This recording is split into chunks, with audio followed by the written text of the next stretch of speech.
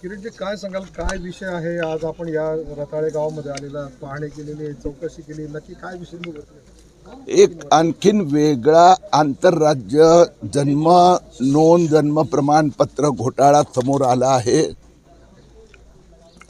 भयानक मोठा घोटाळा आहे आणि त्याचे यवतमाळ जिल्ह्यात 2 ठिकाणी, जळगाव जिल्ह्यात या रताळे गावात कोणीतरी पूर्ण जे जन्म नोंद सिस्टम आहे CRS पोर्टल त्यात आत घुसून या इथे जनसंख्या 17 आहे आणि जन्म नोंदणी नोव्हेंबर डिसेंबर 2025 मध्ये हॅक करून 4900ची जन्म नोंदणी. तशाच पद्धतीने यवतमाळमध्ये सेंदूर सनी गावात आणि आणखीन एक गाव भवानी, एका गावात 27,000, दुसऱ्या गावात 6,000, लोकसंख्या 1015 आहे. आणि त्या संबंधात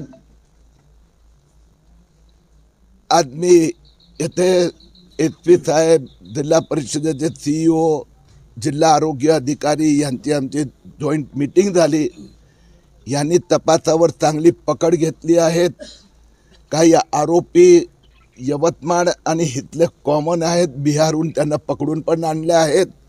आतापर्यंत महाराष्ट्रात हे 3 गाव मिळून 37,000 असे बोगस जन्म रजिस्ट्रेशन, आणि यातला एक पण महाराष्ट्राचा नाही आहे, हे समोर आलेलं आहेत.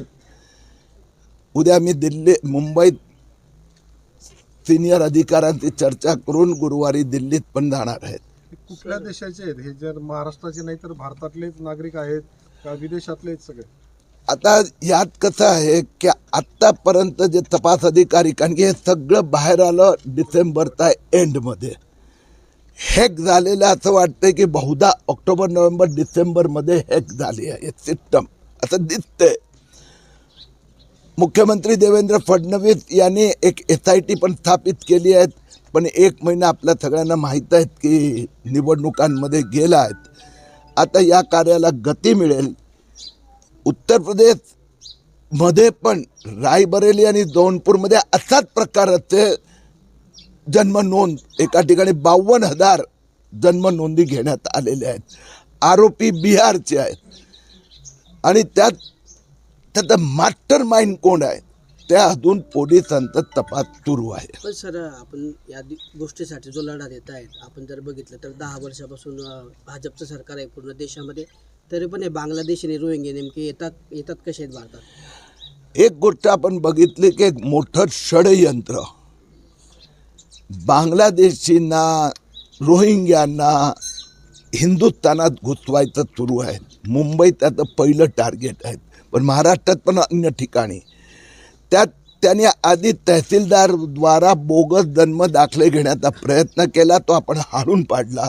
2,24,000 जन्म प्रमाणपत्र रद्द झाले आणि ती सिस्टम मजबूत केल्यानंतर आता त्यांनी कॉम्प्युटर जे टर्मिनल ॲप आहेत त्यालाच हॅक करायचा प्रयत्न केला आहे.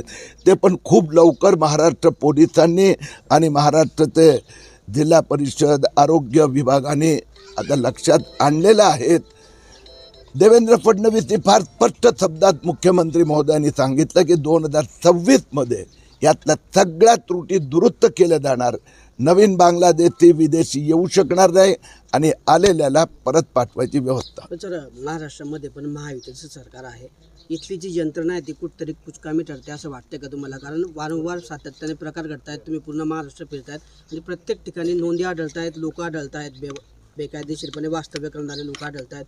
आपण आता धरणगावचा जर विचार केला तर धरणगावमध्ये सुद्धा एक महिला जी आहे इराणी, ती बेकायदेशीरित्या वास्तव्य करत असल्याचं प्रकरण नेमकं समोर आलेलं आहे. पाकिस्तानच्या यंत्रणा कुठे? ही गोष्ट खरी आहे की देशाच्या सुरक्षेसाठी एक चॅलेंज आहे, आव्हान आहे आणि खूप मोठ्या प्रमाणात पैसा. आपल्याला माहीत असेल नोव्हेंबर 2024 विधानसभा इलेक्शनच्या काळात मी मालेगावमध्ये 118 कोटी रुपये पकडून दिले होते. तर एका बाजूला विदेशहून पैसे येतात, विदेश आणि ह्यात पण मोठे मास्टर माइंड आहेत. त्यावेळेला महाराष्ट्र सरकारने अधिक जागृत राहावं लागणार, सुधारणा करावी लागणार आणि यासाठी SIT बनवण्यात आली आहेत. आधार कार्ड पण बोगस बनवले जातात. केंद्रीय गृहमंत्र्यांनी ती सिस्टम पण सुधारण्याचा प्रयत्न केलेला आहे. अधिक प्रयत्न करण्याची गरज आहे. स्थानिक काही कनेक्शन समोर आलं या सगळ्या घटनेमध्ये? आता ही जे आत्ताचा जो नवीन घोटाळा आहे तो डिसेंबर एंडमध्ये हातात आला आहे आणि मी सांगितलं अजून 1च महिना झालेला आहे. तर पोलिसांची चौकशी सुरू आहे. आपण जरा 1 महिनाभर वाट पाहावी लागणार. सर, जो आरोपी पकडला आहे त्याने आता यवतमाळमध्ये पण केलेले आहेत नोंदी, जळगावच्या पण आहेत. अशा देशभरात अजून किती ठिकाणच्या केल्या, काही माहिती मिळाली आपल्याला? आता चौकशी सुरू आहे. 12 लोकांची नावं आरोपींची समोर आली आहे, काही हातात आले आहेत. मला वाटतं इन्व्हेस्टिगेशन संबंधात पोलीस पण एवढंच मला सांगतात आणि तेवढंच मी तुम्हाला सांगू शकतो. जास्त इन्व्हेस्टिगेशनमध्ये बोलणं जरा, कारण खूप मोठं आणि इट कुड बी इंटरनॅशनल, आंतरराज्य तर लक्षात आलं आहे. कारण की आत्तापर्यंत 1 लाख नावं समोर आलेली. हे 1 लाख नावं आली कुठून? वेगवेगळ्या ठिकाणची आहेत. ती आणणारं माणसं कुठून? त्यात एक पण माणूस प्रत्यक्ष नाही आहे, दिसत नाही आहे. ह्याचा अर्थ आहे खूप मोठं षडयंत्र आहे. It could be international also. Okay. Sumaiya ji, क्या कहना चाहेंगे? जलगांव महाराष्ट्र के पारोलो के